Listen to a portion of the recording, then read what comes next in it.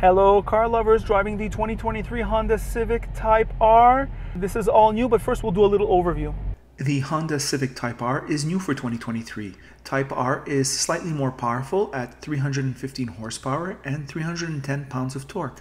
Honda did a bunch of changes, such as more airflow for intake and exhaust, a revised turbocharger with lower inertia blades, which I think means lighter blades, and a larger air-to-air intake charge intercooler, which reduces the engine's intake temperature, and a lighter flywheel that helps Type R rev up more quickly. This power gain is cute, but the engine must deal with a car that now weighs over 100 pounds more. The close ratio 6-speed Rev Match is the best manual transmission in the world. The characteristics of the engine is a flat torque curve from about 2,000 to 6,000 RPM. Turbos used to be peaky years ago, not anymore. In this respect, the engine characteristics are very similar to the previous generation.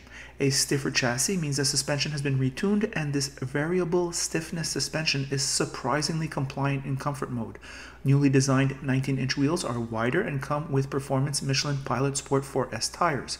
The electric power steering has been upgraded. There is now a 12-speaker Bose sound system, digital dash, and a performance data logger, which I did not try, though it is something used at the track to improve your driving. Honda continues to use suspension design and software to offset the flaws of a front-wheel drive performance car, of which 62% of the weight is on the front wheels. First gear is useless, and this makes the 0 to 60 time misleading because once you're out of first gear, this car accelerates like a 5-second car. Front Brembo brakes stop the car with ease. It feels like a proper race car. All in, Type R goes for $52,000 plus tax and is subject to the Quebec ENVI tax on vehicles costing over $40,000, though that Type R does not exist at this price in any dealership in Quebec. Prices have been marked up. So we're back. What to say about this vehicle? Well, I test drove this vehicle for a week about a year and a half ago, the older model. What to say about this model? We'll start with the exterior styling, which is what I think is the biggest improvement. Really good stuff on the part of Honda. I love the bulging rear wheel wells. It looks less adolescent-y. Just that big wing that's still, it's a signature, but I could live without it or with a much smaller one. Nevertheless, a looker, no question.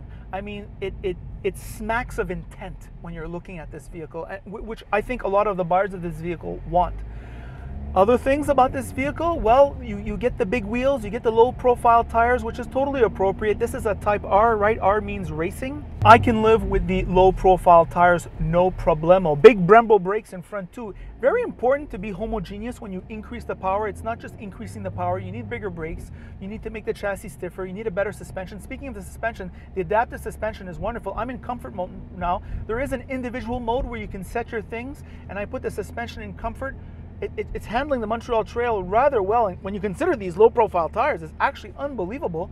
I mean, I think it must rival the Golf R in terms of comfort. I haven't driven it yet, so very good on that level. Of course, you can jack up the suspension and you get wonderful handling. Always an incredible engineering challenge. I think that's what's the charm of this vehicle, to have a front-wheel drive, handle and accelerate like this car does. I think that's what makes it feel good. On the inside now, well, it's the standard Honda fare. This is an upgraded cabin versus the previous one. Nice infotainment, Bose sound system, decent steering wheel, these wonderful R seats, right? These are racing seats. Of course, they're bolstered, but they are comfortable, I think, for the less than an hour drive. Over an hour, you're going to want to kill yourself. Sitting in back, lots of room except for the headroom, right? So class appropriate except for that headroom, which is kind of awkward. Honda's always been a packaging company, and that rear headroom is not too good. However, you do get the hatchback and the benefits of the hatchback. You can carry anything with this. Being a front-wheel drive, it is a 4-season vehicle, so that's pretty good on that level. Of course, you're not going to get the sound deadening on the highway. It does make a considerable amount of noise, which is totally expected. The engine note, well, it's nice, except it's not as nice as the Volkswagen or the Subaru products. So it really is in last place on that level when you think about it, despite its fancy 3-exit exhaust, though it does sound good, and inside the car, I'm totally satisfied with it. You do get the wonderful rev matching, which I think is a must for a manual transmission. You do get the best manual transmission, period. What really works for me in this vehicle is the seating position, the manual transmission, the take up of the clutch, the engine characteristics. I mean, the 0 to 60 5.4 second is misleading. I mean, I think this car is underrated. And once you get out of that first gear and the wheel spin of first gear on a front wheel drive goes away, you're getting really ferocious acceleration. Like this feels so fast. And that's what you want from this type of vehicle. The price has gone up.